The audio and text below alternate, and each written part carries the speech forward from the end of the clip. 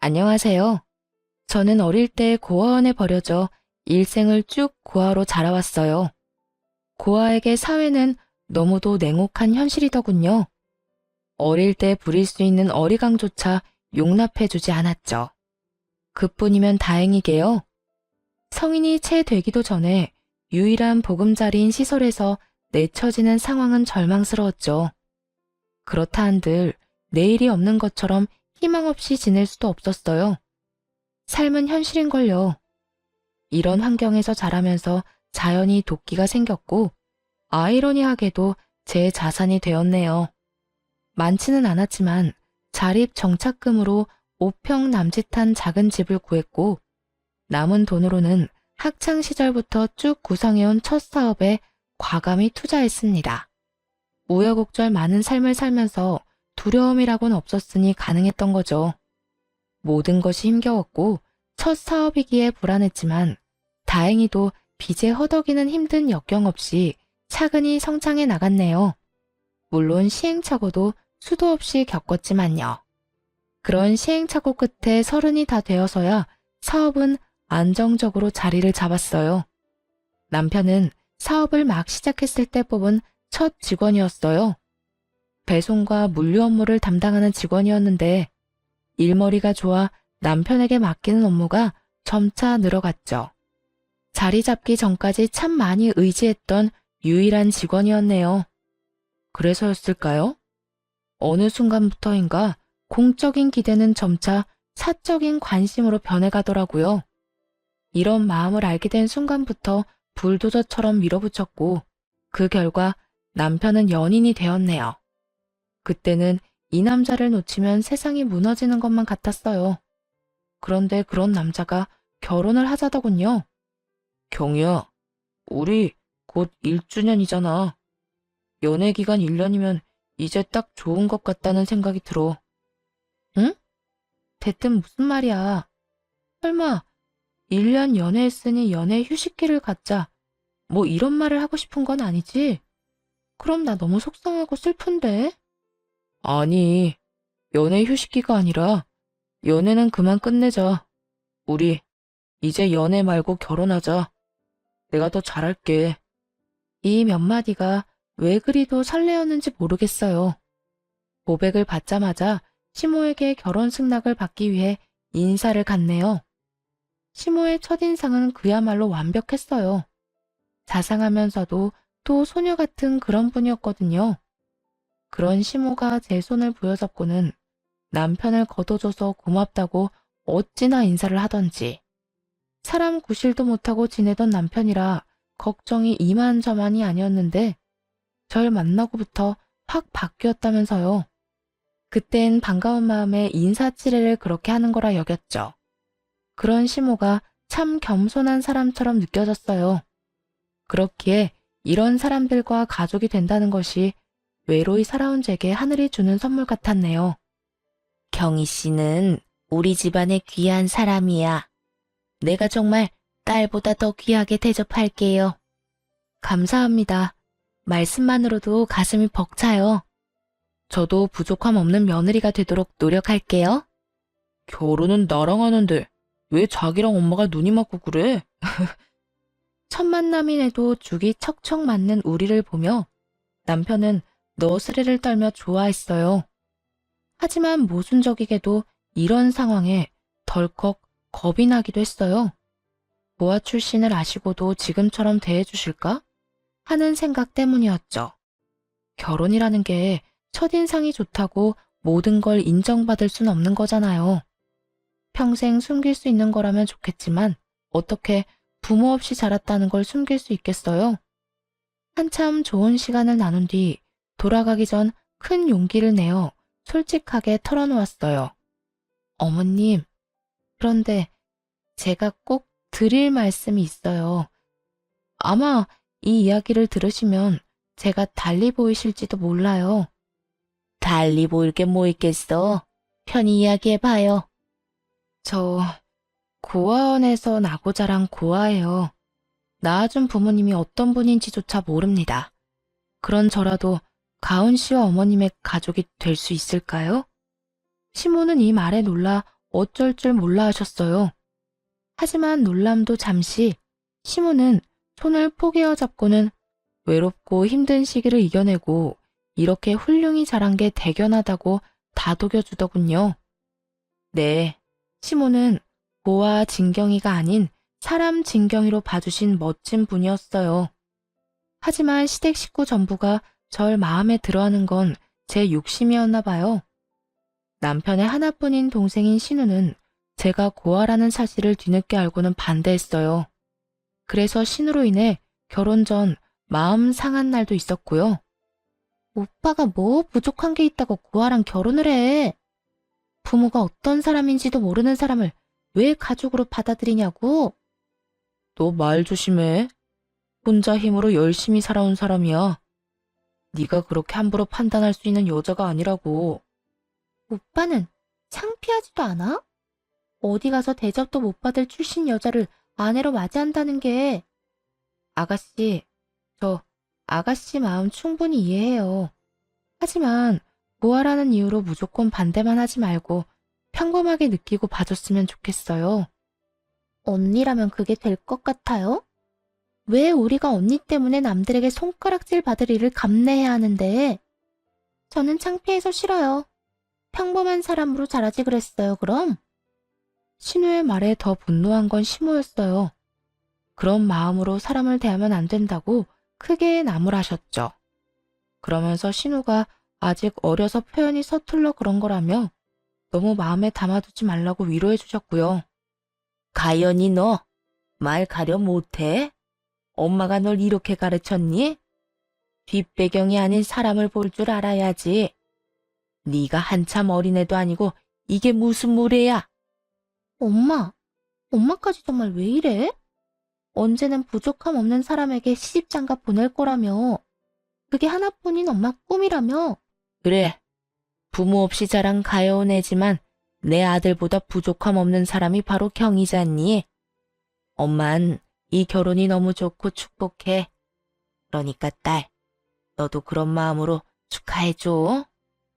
시모의 현명한 대처로 덕에 신우의 반대가 조금 누그러졌어요. 그리고 이런 말에 시모에 대한 믿음이 두터워졌죠. 남편과의 결혼에 행복이 가득할 거라 믿었고요. 신우와의 관계도 노력하면 서서히 좁혀갈 수 있을 거라고 기대했죠. 시댁이 마치 친정이라 여기며 살고 싶었거든요. 그런 마음에 사업장과 시댁의 중간 지점에 신혼집을 얻었네요. 시모도 자식들 사는 모습을 곁에서 살피고 응원할 수 있다며 좋아하셨어요. 이런 애정 어린 관심 덕일까요? 결혼한 지 얼마 되지 않아 임신하게 되었네요. 하지만 10길 물속은 알아도 1길 사람 속은 모른다고 하던가요? 마음 따뜻하고 정 많은 분이라고 철석같이 믿었던 시모의 민낯을 알기까지는 얼마 걸리지 않았습니다. 시작은 시모에게 첫 용돈을 챙겨드렸을 때였어요. 시모가 일하던 직장에서 승진하게 되어 선물을 해드리고 싶었거든요. 당시에는 시모의 취향을 잘 몰라 선물 고르기가 까다롭고 어려웠죠. 그래서 필요하신 걸 사실 수 있도록 넉넉히 용돈을 드려야겠다는 생각에 300만 원을 챙겨드렸어요. 금액을 보고 크게 놀라셨지만 그만큼이나 좋아하시는 모습에 뿌듯함을 느꼈죠. 그런데 처음부터 너무 큰 돈을 챙겨드렸던 걸까요?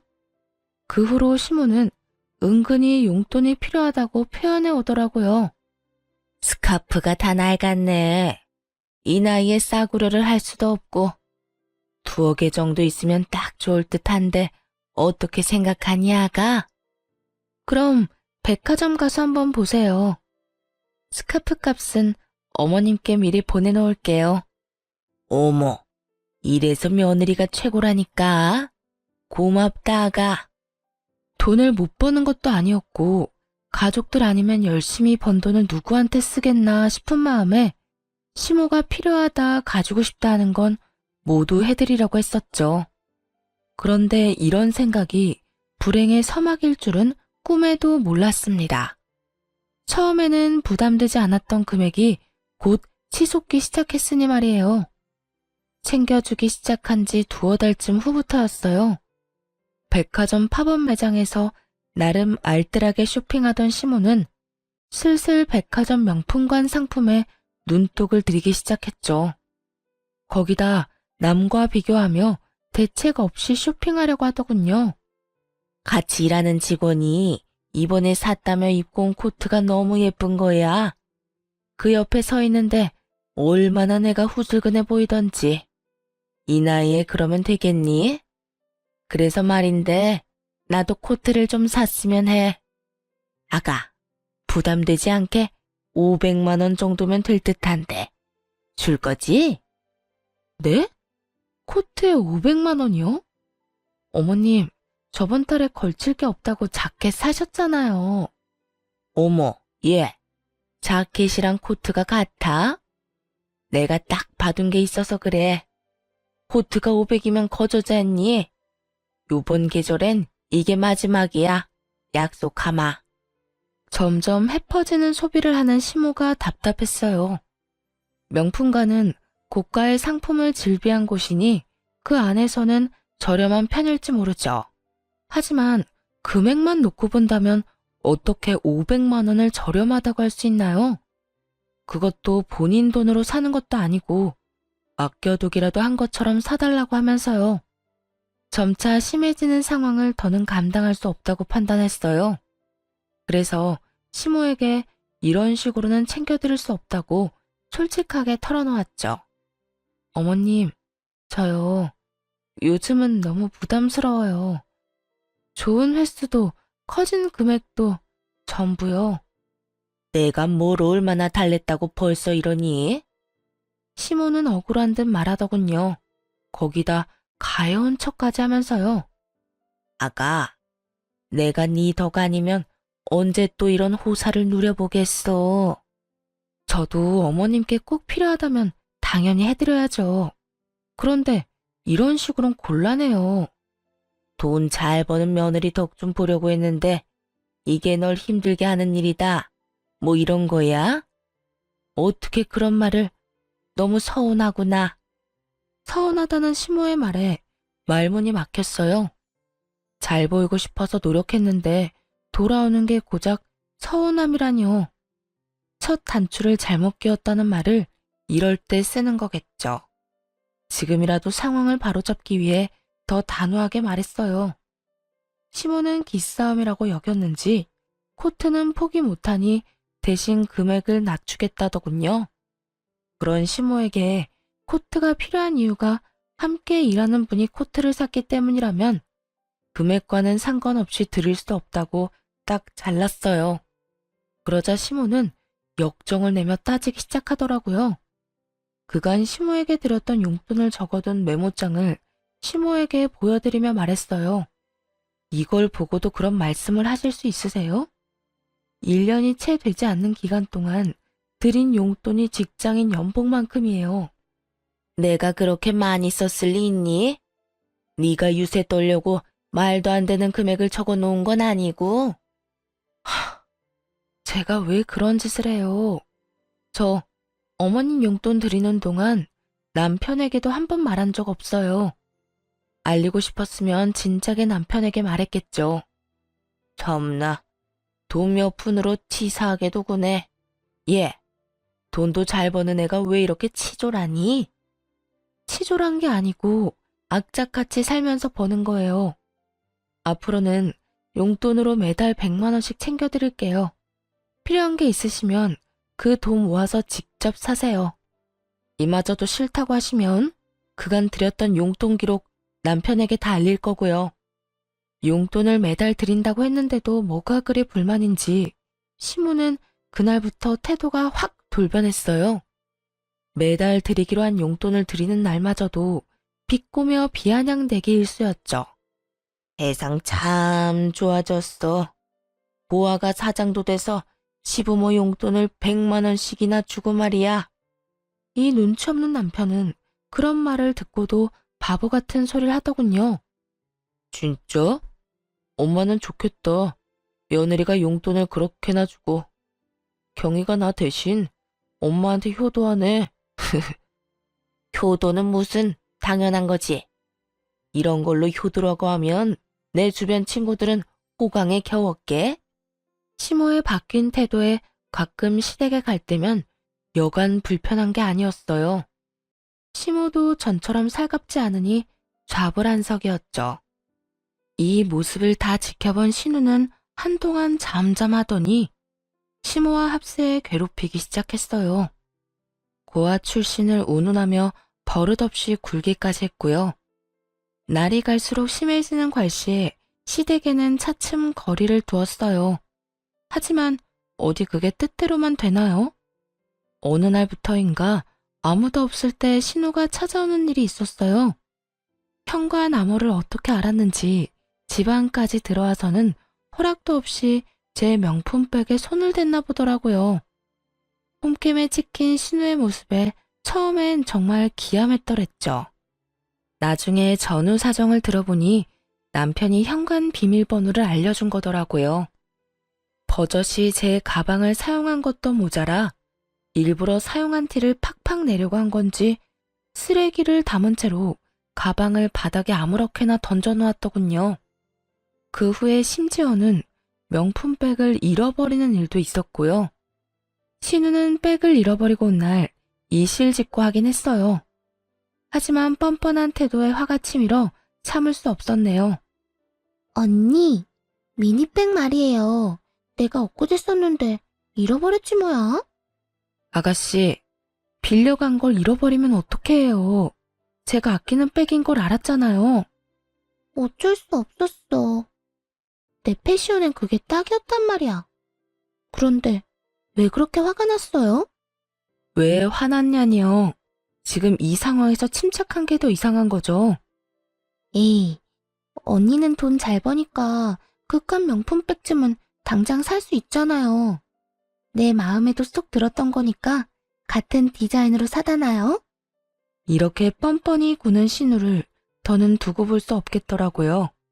그래서 그간 고아라며 비꼬던 것까지 일컬어 주의를 주었어요. 아가씨, 정말 너무한 거 아니에요? 그렇게 저더러 고아 하면서 못되게 군 것도 그렇고 제 가방을 허락 없이 쓰다 잃어버려 놓고도 사과는커녕 사놓으라고요. 왜 이래요? 내가 틀린 말 한 것도 아닌데. 고아라서 고아라고 한 게 문제될 것도 아니고 새언니가 가난한 것도 아닌데 가방이야 다시 사면 그만이잖아요. 아가씨, 남의 가방을 잃어버렸으면 사과를 먼저 해야죠. 그리고 제 출신이야 어쨌든 지금의 아가씨의 윗사람이에요. 버릇없이 굴지 말라고 말하는 거예요, 지금. 앞으로는 예의 갖춰요. 신우를 따라 집에 왔던 시무는 이 대화를 들었나 보더군요. 그리고 모든 상황을 알고 있음에도 신우가 아닌 저를 나무랐습니다. 듣자 하니 내가 말을 안 할 수가 없구나. 예, 내 딸이 틀린 말 했냐? 네가 고아인 건 사실이잖냐? 네가 고아인 걸 네 부모 탓을 해야지. 왜 엄만 내 딸한테 성을 내? 너 그거 자격지심이야. 그리고 가방이야 또 사면 되는 것 아니냐? 그깟 가방에 뭐라고 니까지 깨를 혼내려 들어? 예, 귀한 내 자식한테 함부로 굴지 마렴. 알겠니? 엄마, 나 정말 속상해. 내가 뭘 그렇게 잘못했다고 이렇게 대하냐? 그치? 언제는 저도 이제 가족이라면서요. 가족이니까 아가씨가 잘못한 부분에 대해 말한 건데 제가 자격지심이네 하는 말까지 들어야 하나요? 이게 유치하게 편든다고 해결되는 문제인가요? 도대체 어머님도 아가씨도 왜 그러시는 건데요? 이날 알게 된 사실이 하나 있었네요. 제가 이 집에서 왕따를 당하고 있다는 사실이요.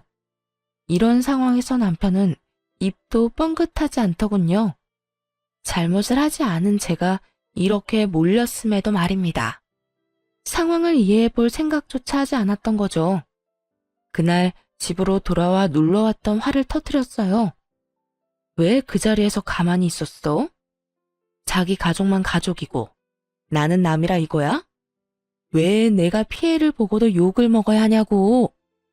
왜 그렇게 열을 내? 내가 그 자리에서 자기 위한다고 끼어들었으면 편 나눠 싸우는 꼴밖에 더 듣겠어. 편을 나누자는 게 아니라 내가 잘못하지도 않았는데 자기 가족들한테 그런 대우를 받고 있으면 제지를 해야지. 자기 가족들이라니? 내 가족, 네 가족 나눌 일이야 이게? 그렇게 말하면 내가 서운하지. 집까지 와서 역정을 내야 해? 아, 내가 제대로 주의 주고 당부할 테니까 그만 기분 풀어. 서운한 걸로 치면 나만 하겠느냐고 뒤집어 놓고 싶은 마음이 굴뚝 같았지만 작정하고 싸울 만큼 기운이 남아있지도 않았고 신우에게 당부하겠다는 남편을 더 잡을 순 없었어요. 그 일 이후로는 시댁 식구와 거리를 두며 지냈죠. 일에 집중하며 바쁜 날을 보내니 시댁 식구와 함께할 시간이 현저히 줄기도 했고요. 그렇게 지내는 사이 첫 아이를 출산하게 되었네요. 사업체를 관리하는 일을 남편에게 맡기고 아이에게 전념했어요. 임시적인 남편에게만 맡길 순 없어서 중대한 사항이나 결정은 제가 처리했지만요. 남편은 전보다 많아진 업무량으로 힘들어했고 또 버거워했어요. 대신 밖에서 고생하는 남편을 위해 집안 살림에는 손 하나 까딱하지 않도록 신경 써줬죠. 네, 독박 육아와 독박 살림을 해왔던 거예요. 이렇게 전투적으로 살다 보니 정말 힘겹더라고요. 아이의 돌 전까지만 참아보자는 마음으로 이 악물고 주부로 지냈네요. 그런데 아기가 10개월쯤 되었을 무렵 가족이라는 이 구질구질한 인간들을 인생에서 완전히 도려내야겠다고 다짐하게 되었습니다. 모전자전이라고들 하잖아요. 시모가 그랬던 것처럼 남편도 마찬가지더라고요. 여태 숨겨온 탐욕을 드러내기 시작했죠. 저를 대신해 사업체를 운영하던 남편은 자신이 회사 관리를 잘하고 있다는 것에 의기양양했어요. 그때까지만 해도 남편에게 깊은 고마움을 느꼈었죠. 자기야, 나 사업이 체질인가 봐. 요즘 일이 재밌다는 걸 느낀다니까. 그렇게 느껴줘서 너무 고마워. 내 몫까지 해주느라 많이 힘들었을 텐데. 오빠가 잘해줘서 나도 내조를 열심히 하게 돼. 하지만 칭찬 몇 번에 이 얌체 같은 인간은 기고만장해져서는 제게 확인받아야 할 사항까지 멋대로 정하기 시작했어요. 결국 이로 인해 부부싸움까지 잦아진 것은 물론이고 이를 수습을 위해 애를 들쳐업은 채 뛰어다니는 수고를 해야 했어요. 그런데 이 남자 어쩜 이리도 뻔뻔할 수 있을까요? 남편은 자기가 잘하는 모습만 눈에 보이는 건지 자신이 원래 사업 수완이 좋은 사람이라며 매출을 운운하며 욕심을 드러내더군요. 당신 이번 매출 보고 받았지? 내가 1인 받고 운영하는 기간 동안 매출 확 오른 거 말이야. 응, 저번 주에 전달 받았어. 수고 많았어, 오빠. 그래도 주말까지 나가지 말고 하루쯤은 가족이랑 시간도 좀 보내줘. 애가 요즘은 부쩍 오빠한테 안 안기잖아. 나도 그러고 싶지. 그런데 잘 된다고 손 놔버리면 망하는 건 한순간이야. 말 나온 김에 하는 말인데 이참에 당신이 쭉 애 보면서 집안일해. 애도 나한테 잘 안 오는데 뭐. 내 내조나 하면서 편히 지내면 되겠네. 회사도 회사 직원들도 그 편이 훨씬 좋잖아. 사장이라고는 해도 당장 일 못하는 당신보다 소원 좋은 애가 나을 것 뻔하고. 이게 무슨 말 같지도 않은 소린가요? 짐작은 하고 있었지만 이렇게 직접 들으니 황당하기 그지없더군요. 눈 한 번 깜빡이지 않고 주접떠는 남편의 모습에 기가 찼어요. 매출이 왜 높아졌는지 그 이유를 정말 몰라? 무슨 말도 안 되는 소리를 그리 정성스럽게 해. 어이가 없네. 착각하지 마. 당신이 능력이 좋아서 끌어올린 매출 아니거든. 그리고 애가 평생 젖먹이도 아닌데 내가 애만 끼고 있을 건 또 뭐야? 정 니일 내일 선 긋고 싶은 거면 앞으로 당신이 주부로 지내면 되겠네. 넌 무슨 말을 그따위로 해? 내가 그간 노력한 수고를 그렇게 무시하고 싶냐? 회사에 도움되는 건 나야. 회사를 차리기만 했지 네가 한 게 뭐냐? 이만큼 키워놓은 건 전부 내 노고잖아. 그렇게 자신만만하면 내 밑에서 일하지 말고 당신 일을 차려서 하지 그랬어?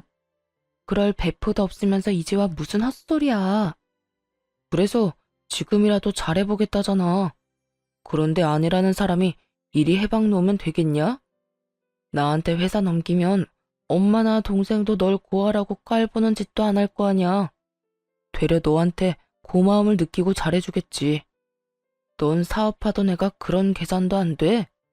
이게 다 전부 너한테 좋은 일이라는 걸 왜 몰라?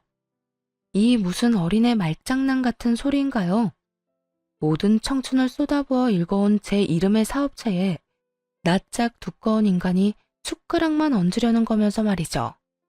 마치 자기가 다 이뤄낸 성과인 것처럼 말하는 것도 우스운데 자기 가족을 들먹이며 이제라도 이쁨 받으려면 사업을 넘겨주라뇨? 이러려고 제 모든 걸 걸고 키운 사업이 아닌데 말입니다. 경솔하게 나불거리는 남편의 주둥이에 화가 솟구쳤어요. 당장이라도 이 인간의 머리채를 잡고 싶은 심정이었죠.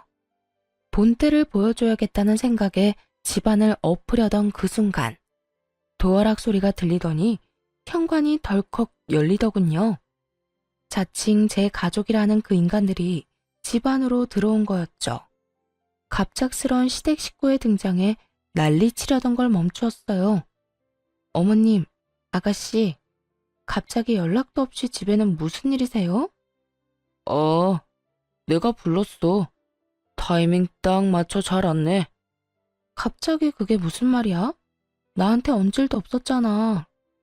가족이 집에 오는데 꼭 말을 해야 해.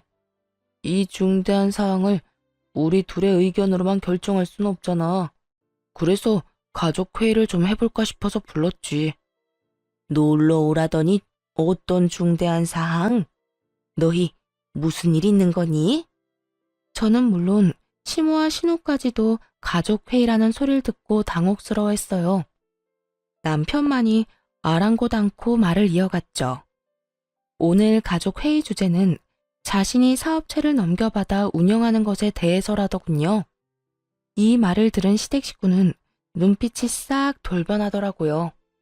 이렇게 뜸들일 게 아니라 어서 앉아 이야기를 나누자는 듯 손짓하며 자기들은 자리에 앉고 저더러는 과일을 좀 내오라는 시모. 그리고 신나서는 그 뒤를 따르는 신우까지. 그렇게 얄미울 수가 없었죠. 대충 과일을 챙겨가 앉자 남편이 입을 열었어요. 내가 경희사업체를 이름받아 운영하는 동안 매출이 많이 올랐어. 그래서 이참에 내가 일을 아예 넘겨받았으면 해. 경희는 나와 다른 생각이고. 다른 생각이라니? 남편이 일에 전념하겠다는데 반대라도 했단 거야? 이런 거면 당연히 네가 사업체 관리를 이어가야지. 어머님, 제 사업체예요. 이런 주제로 가족회의를 한다는 것조차 말이 안 된다고요. 오셨으니 그냥 편히 쉬다 돌아가세요. 어머, 얘, 말이 왜 안 되니?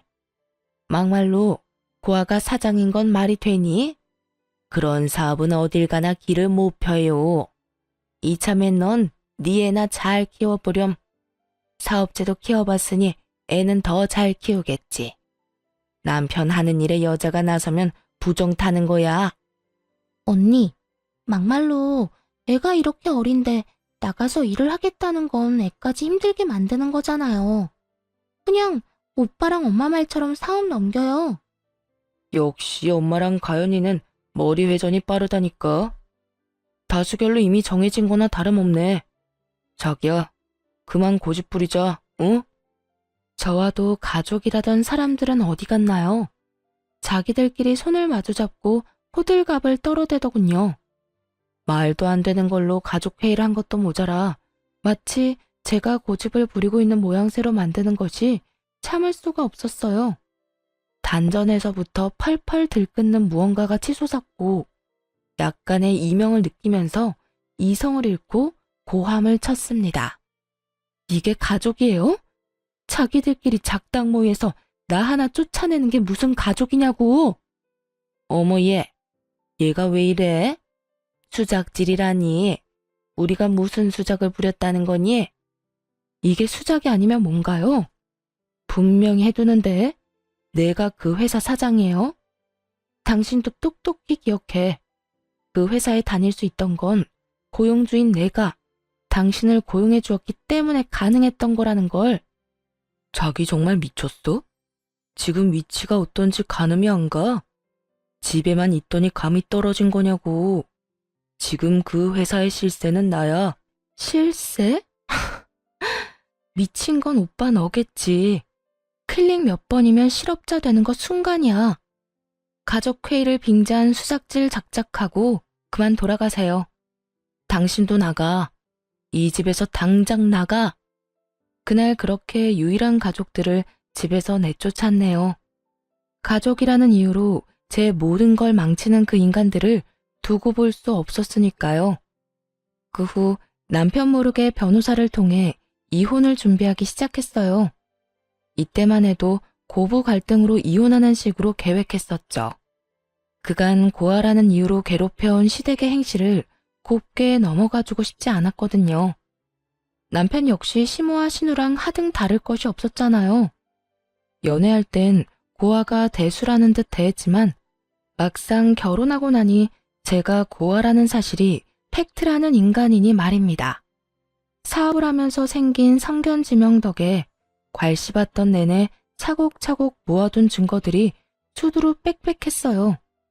그러니 이혼 계획도 수월하게 준비할 수 있어 어려움도 없었죠. 이혼 소송은 꽤 기간이 필요하다고 하기에 그동안은 남편이 덕본 것들을 하나씩 차근히 빼앗아 오겠다 마음먹었어요. 자신의 탐욕이 불러온 파국을 온몸으로 느낄 수 있도록요. 가장 먼저 한 일은 제 회사에서 당장 해고하는 것이었네요. 물론 해고장은 남편이 지내고 있던 시댁으로 보냈고요. 아니나 다를까 그 서류를 받자마자 남편은 곧장 찾아왔어요. 비밀번호를 바꿔서 들어오지도 못하고 현관문을 두드리며 어찌나 고함을 쳐대던지. 야, 문 열어. 문 안 열어? 네가 뭔데 날 잘라? 내 회사야. 내가 이끌고 있던 내 회사. 니까짓 게 뭔데 날 잘라? 가소롭기 짝이 없었죠. 그 인간에게 대꾸하기 위해 인터폰을 눌렀어요. 네 회사? 주제 파악을 여전히 못하네. 잠깐 사장실에 엉덩이 좀 걸쳤다고 진짜 네 거라도 된 줄 알아? 내 청춘 다 바쳐서 내가 세운 내 회사야. 넌 그저 남의 것을 탐내는 도둑일 뿐이고. 더 소란 피우지 말고 돌아가. 사람 부르기 전에. 야, 야!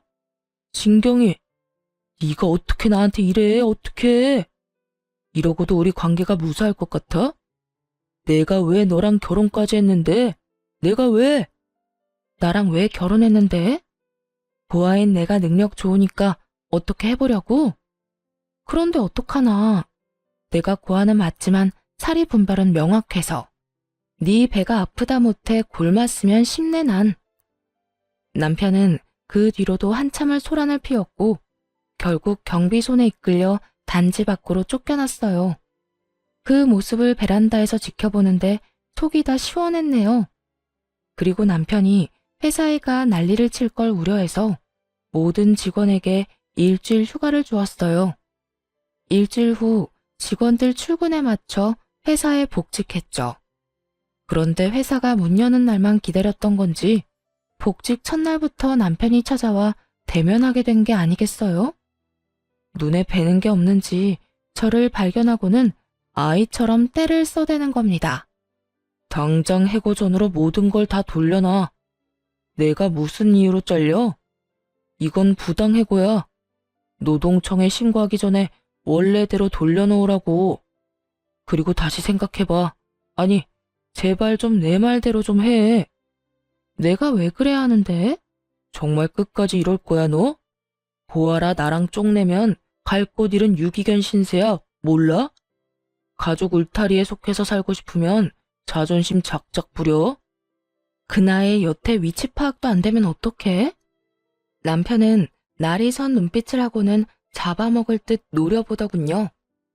하지만 고작 그 정도로 주눅이 들 제가 아닌걸요. 저는 그런 남편에게 눈 하나 깜빡하지 않았어요. 그런 모습이 더 남편을 자극했던 건지 갑자기 멱살을 잡더군요. 태어난 것 자체가 죄라 부모한테 버려진 년을 돈 많은 거 하나 보고 걷어줬더니 이렇게 내 뒤통수를 쳐? 이래서 천한 신분인 것들은 상종하면 안 되는 거야. 너처럼 은혜를 원수로 갚으니까.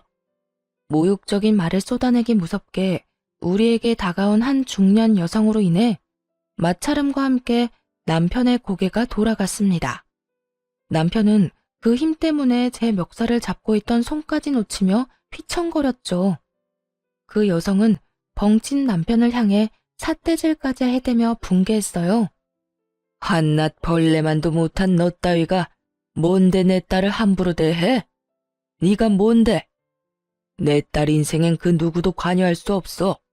그게 부모인 나라고 해도. 그런데 감히 니깎게 내 딸을 모욕한 것도 모자라 멱살까지 잡아? 누구세요? 진경이, 이 사람 누구야? 누군데 내 뺨을 갈기는데? 나? 내 딸한테 빌붙는 쓰레기 치우러 온 사람이다. 왜? 앞에서 말한 것처럼 저는 부모 얼굴도 모르고 자랐어요. 그랬죠. 그런데 기적처럼 1년 전 저를 버린 엄마와 연락이 닿은 일이 있었거든요. 물론 처음엔 믿지 못했어요.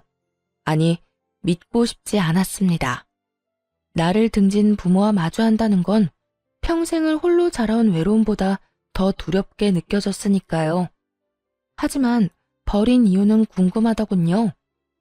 몇 날 며칠을 연락해 딱 한 번만 만나고 싶다고 애원하는 엄마의 모습에 스스로 여러 핑계를 대며 만나러 갔었죠. 그때 왜 버려질 수밖에 없었는지 그 이유에 대해 전부 알게 되었고요. 사실 널 혼전 임신으로 가지게 됐었어. 그래서 미련한 내가 널 지킬 힘이 없었다. 엄격한 집안이라 혼전 임신 자체를 용납하지 못했으니까 말이야. 물론 네 친아빠와도 결혼은커녕 강제 이별까지 하게 됐었어. 미안하다. 엄마가 엄마답지 못했어. 엄마의 부모이자 즉 제 조부모님의 완강한 반대로 인한 버려짐이었어요. 제 친부의 생사조차 모르는 엄마가 가여울 뿐이었습니다. 엄마는 저를 고아원에 버린 그날 자신이 완전히 독립해서 누구에게도 휘둘리지 않는 주체적인 삶을 살겠다고 다짐했다더라고요. 그리고 그 후 이 악물고 살며 사업을 일궜고 해외에 공장까지 두게 된 성공한 CEO가 될 수 있었다고요. 어쩌면 제가 엄마를 많이 닮았던 건지도 모르겠네요. 엄마는 조부모의 품에서 벗어난 후 저를 찾아 나섰지만 꽤 흘러버린 세월에 딸을 다시 찾는 게 쉽지 않았다고 해요. 하지만 저를 찾겠다는 일념으로 많은 비용을 써가며 백방으로 찾아다녔고 그 덕에 이렇게 재회할 수 있게 된 거였죠. 엄마는 이제라도 그동안 못해준 것을 해주며 저를 위해 살고 싶다며 눈물로 호소했어요. 경이야, 이 못난 엄마를 용서하라고 하지 않을게. 제발 네 곁에서 챙겨줄 수 있기만 해주면 안 되겠니? 이제 와서 절 챙겨준다고 뭐가 바뀌나요? 엄마라곤 하지만 당신은 제게 그저 낯선 사람일 뿐이에요. 버릴 수밖에 없다고 생각했던 그때 날 좀 가엾게 여겨주지 그랬어요. 무슨 수를 써서든 품어야겠다고요? 지금 말고 그때 날 책임져야겠다는 그런 포부를 좀 갖지 그랬어. 하지만 당시엔 원망과 깊은 상처로 엄마라는 존재를 거부했어요. 그렇기에 남편에게조차 친모를 만났었다는 사실을 밝히지 않았고요. 그리고 그 한 번의 만남 이후엔 만나려 하지 않았죠. 그러나 저 역시도 한 아이의 엄마잖아요. 아이가 크는 모습을 보며 많은 생각이 들더군요. 내 부모도 내가 커가는 모습을 보면 얼마나 좋아했을까? 나처럼 이렇게 행복하다고 느꼈을까? 하는 생각들요. 그러다 보니 서서히 엄마의 마음도 이해하게 되더라고요. 이제라도 내게 모든 걸 해주고 싶다는 그 마음 말입니다. 남편의 뺨을 대차게 날리던 그날은 엄마의 마음을 받아들이기로 결심하고 먼저 연락을 해 엄마와의 약속을 잡은 날이었어요. 사업을 한다는 걸 알고는 이 부분에서 도움을 주고 싶어 하셨거든요. 이런 사실을 알 리 없는 남편은 제 엄마를 앞에 둔 것도 모르고는 고와 운운하며 막말을 해댄 겁니다. 그날 엄마는 제 묵은 체증이 싹 가실 정도로 남편을 짓밟아 주었네요. 버러지만도 못한 놈, 인간 같지도 않은 네 놈이 내 딸에게 무슨 행패야? 내 딸 사업체를 탐낸다던 놈이 너지?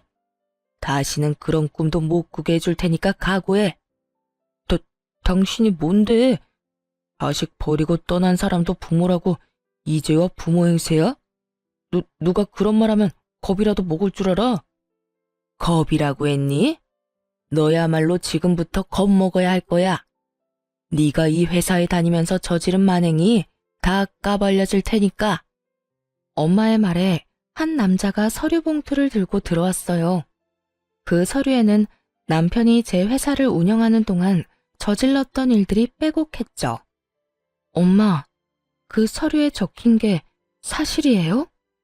야, 진경이, 널 버리고 이날 이때껏 모르고 산 사람이야. 저 사람 말을 믿는 거야? 네 가족은 우리뿐이잖아. 나를 믿어야지. 내가 그런 거 할 사람으로 보여? 증거라면 얼마든지 보여줄 수 있어. 이곳에서 벌인 일이니까. 하늘을 손으로 가린다고 그 하늘이 가려지는 줄 알아? 오래 일한 직원들만 골라 임금 체불한 걸 평생 숨길 수 있는 짓이라고 생각했나 보지? 야가 빠진 네 놈이 고작 쓴 머리가 직원들과 내 딸의 돈독한 사이를 이용하는 거였다니. 직원들이 쓴 탄원서가 있다는 건 아나 몰라? 이래도 벌레 같은 네 놈이 부당해고를 당한 건가? 이런데도 네가 내 딸의 회사를 운영할 자격이 있느냐고. 남편은 이 모든 사실이 까발려지자 아연실색했어요. 곧이어 좀 전에 들어왔던 남성이 이번엔 또 다른 서류 봉투를 건넸어요. 그 봉투 안에는 엄마의 말대로 오래도록 함께 해온 직원들이 한자 한자 눌러 쓴 탄원서가 가득했어요. 그걸 보자마자 부들부들 떨리는 손을 힘껏 올려 남편의 얼굴을 내리쳤습니다. 파렴치한 놈, 어떻게 이럴 수 있어? 체불한 임금으로 설마 네 배를 불렸니? 그 돈 다 어떻게 했어? 다 어쨌냐고?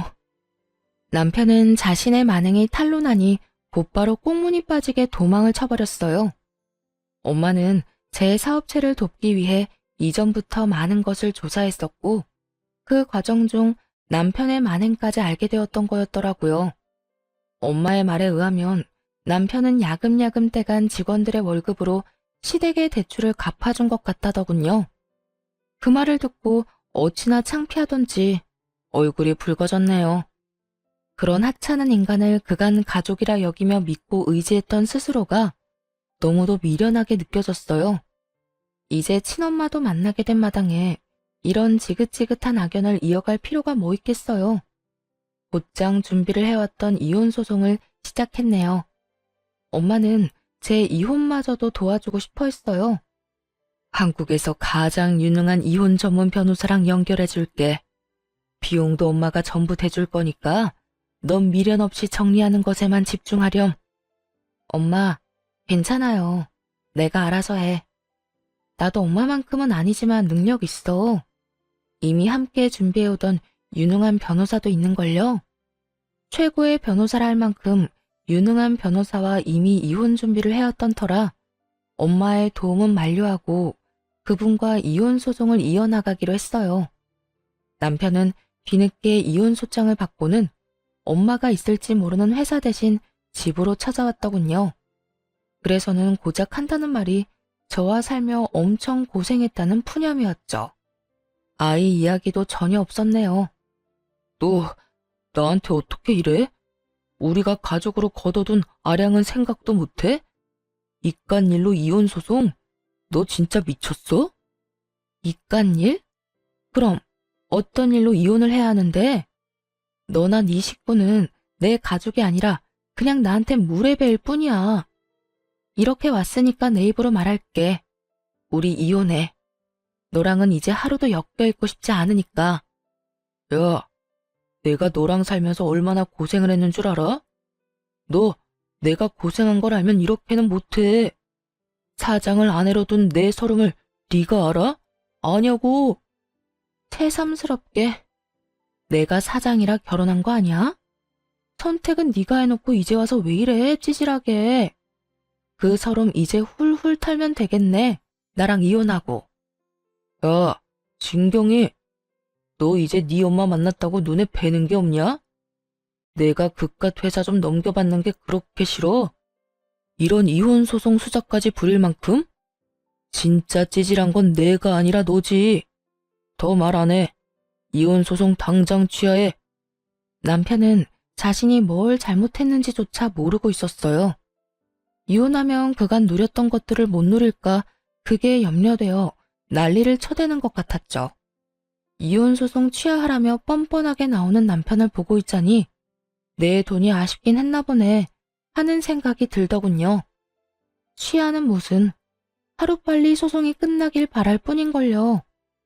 오히려 변호사에게 연락해 남편에게 10원도 넘겨주지 않게 해달라고 했네요.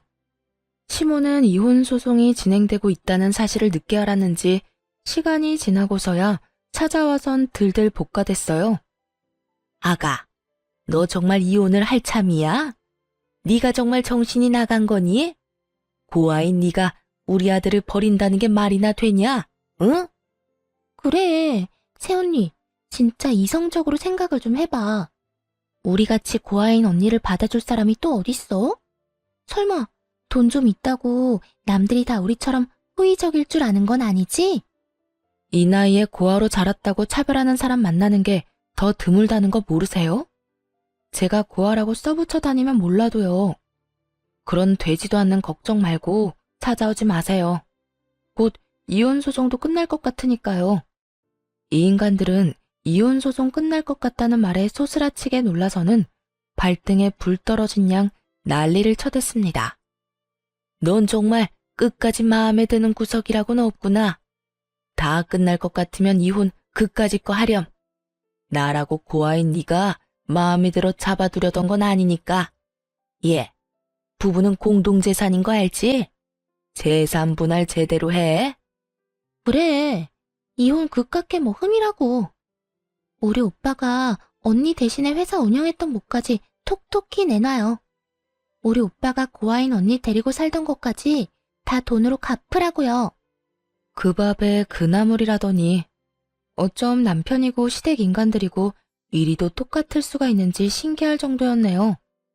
재산 분할을 물고 늘어지며 한 푼이라도 더 떼가려고 혈안이 돼서는 그 이후에도 한참이나 찾아와 괴롭혀댔으니 말입니다. 하지만 제 목표는 이 쓰레기만도 못한 인간들에게 티끌만큼의 돈도 주지 않는 거였죠. 재산 분할은커녕 오히려 시모와 신우가 절더러 고아라고 무시하고 헐뜯었던 것과 그걸 보면서도 남편이 방임했던 태도, 그리고 남편이 제 재산을 탈취하려던 의도와 함께 직원들의 임금 체불과 그를 사적으로 활용한 것까지 얹어서 이혼 소송은 승소의 기쁨을 안겨주며 끝났네요. 그뿐이겠어요. 시댁의 못된 행실들 덕에 위자료까지 최대로 받을 수 있었답니다. 다 제가 읽어온 것이니 공동재산이랄 것도 없어 분할할 이유조차 없었고요. 그러나 이대로 끝낼 인간들이 아니었어요. 어떻게든 괴롭힐 요량으로 시모와 신우까지 합세해서는 양육권을 들먹이며 소송하겠다고 난리를 쳐대더라고요. 양심도 없는 년, 낯짝이 두꺼우니 이렇게 사람 물을 먹이지? 너 같은 것이 애를 키울 자격이나 있는 줄 아냐? 양육권 내놔, 양육권. 그 돈이라도 받아먹게. 제 자식을 사기꾼으로 만들고 싶진 않네요. 그리고 경제력도 없는 인간을 뭘 믿고 애를 맡겨요? 미쳤어요? 경제력이 없다니. 경제력은 네가 빼앗아간 거잖아. 네가 내 인생을 이렇게 꼬아놓은 거잖아. 돌려내라고. 사람이 이렇게 추잡스럽게 미치면 어떡해. 내가 빼앗은 게 아니라 네가 죄를 지어서 잘린 거야. 법원에서도 인정한 걸 아직도 이해 못해? 미련에서는 뭐야? 야, 이년이 돈 좀 있어서 고아라도 받아줬더니 이제 있는 돈 없는 돈 다 빼앗아 가놓고 뭐? 다는 못 뺏겨. 내 손주라도 데리고 올 거야. 그런 줄 알아? 해보세요 어디. 경제력도 없고 주 양육자도 아닌 남편이 뭘 할 수 있을지 저도 궁금하네요. 애 한 번을 제대로 안아준 적 없는 저 인간이 무슨 해볼 테면 해봐요. 아빠로서 자격도 없는 무능한 인간 딱지 제대로 붙여드릴 테니까. 전 시무는 지 아들의 무능함은 전부 제가 만든 거라며 무섭고 독한 년이라고 한참 욕을 퍼붓고는 이를 바득바득 갈면서 남편을 데리고 돌아갔어요. 이렇게 찾아와 구질구질하게 굴었지만 양육권 소송에서 이길 수 없음을 알았는지, 그리고 더 싸워볼 자금도 없었던 터였는지 소송을 하진 않더라고요. 그래서 여기까지만 하고 참으려고 무던히 노력했습니다. 아이의 아빠이고 부모라는 존재가 얼마나 소중한지 잘 알기에 아이에게서 아빠의 존재를 빼앗을 생각은 없었어요. 하지만 이 기회마저 걷어찬 건 바로 전 남편이었네요. 첫 면접 교섭일, 아이가 너무 어려 함께 동행했거든요. 전 남편은 아이를 예뻐만 할 줄 알지 아이에 대해 아는 것이 없으니 어쩔 수 없었죠. 그런데 전 남편이 작정을 하고 나왔던 거더라고요. 대면하는 장소에 시모와 신우까지 대동해 나와 쇼를 해댔거든요. 저기요, 우리가 비록 서로 헐뜯으며 지저분하게 싸우긴 했어도 난 내 아이도 당신도 너무 소중하다고 생각해. 그래도 가족으로 얽혀 함께 나눈 정이 있는데 이렇게 허무하게 우리의 관계를 정리할 순 없잖아. 그래, 아가. 우리가 분한 마음에 너를 찾아가 못되게 굴었던 행동은 충분히 반성하고 있어. 든 자리는 몰라도 난 자리는 안다고. 네가 있을 땐 몰랐던 걸 너가 없어지고 나니 알겠더구나. 내 아들과 재결합해주렴. 더는 이전 같은 멍청한 짓 하지 않을 거야. 자기야, 엄마 말 진심이야. 우리 정말 반성 많이 했어. 아이를 생각해서라도 재결합하자. 내가 육아하고 당신은 그간 못한 일 원 없이 하면서 지내자. 당신 회사 탐내는 그런 바보 같은 짓 절대 안 할게. 전 남편의 말 한마디 한마디가 전부 황당했지만 더 놀라웠던 건 바로 전 시모의 태도였습니다. 어찌나 연기를 잘하던지 눈물 콧물을 흘려대며 이제야 제 소중함을 알겠다고 하는데 어찌나 어이가 없던지. 얼마 전 이를 바득바득 갈며 분노하던 모습은 온데간데 없더라니까요. 그뿐인 줄 아세요? 전 신우는 또 어떻고요? 다시는 고아 운운하며 비난하거나 얕보지 않겠다면서 휴지로 눈물을 훔치는데 그건 그것대로 가관이었어요. 언니한테 그동안 얼마나 무례했는지 너무 늦게 알아서 미안해요. 제발 다시 돌아와줘요. 돌아와만 주면 앞으로는 윗사람으로 깍듯하게 대할게요. 진심으로요. 자기야, 우리 가족이 이렇게 당신을 원해. 우리 정말 깊이 뉘우치고 미안해하고 있어. 나 당신 정말 사랑했고 여전히 사랑해. 없어 보니까 알겠더라. 그동안 잘못했던 거 재결합해서 함께하는 동안 열심히 갚을게. 나도 그리고 내 가족들도. 그러니까 기회를 줘. 전 시댁 식구들의 말을 쭉 듣다 웃음이 터졌어요. 한참을 웃자 서로 눈치를 보며 따라서 희죽거리더군요. 그런 전 시댁 식구에게 싸늘한 표정을 하고는 말했습니다. 이혼 서류에 잉크가 다 마르지도 않았는데 이게 무슨 개수작일까?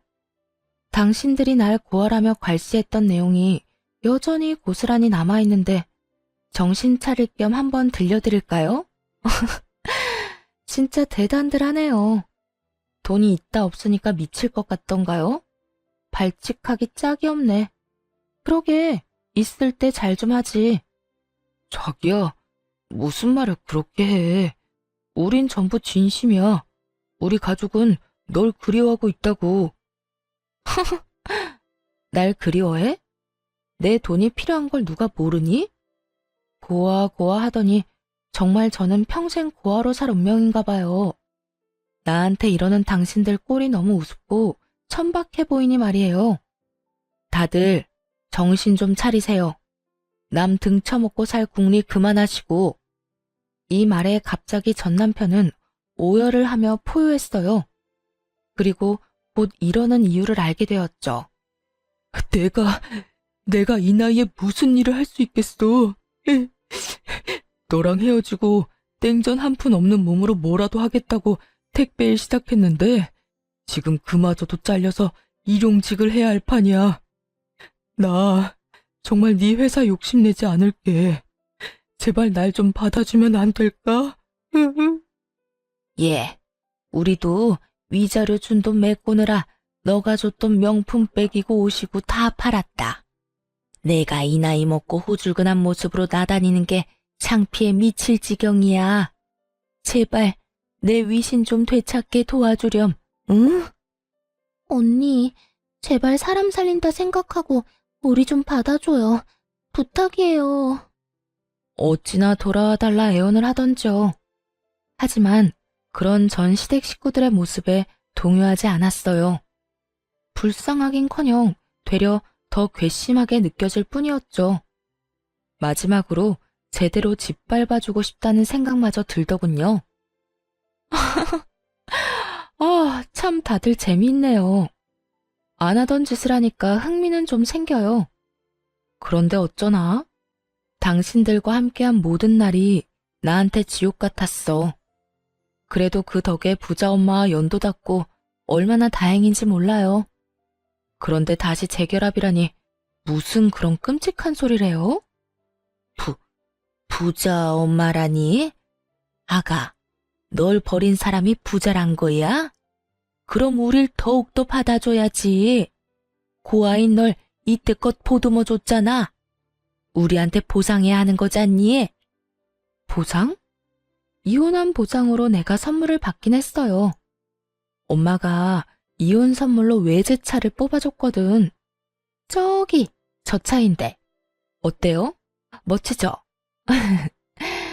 당신들 재산 다 합쳐도 못 사는 차인 건 알아보려나 몰라. 가리킨 차를 보더니 전 시댁 식구들은 놀라 입이 떡 벌어지더라고요.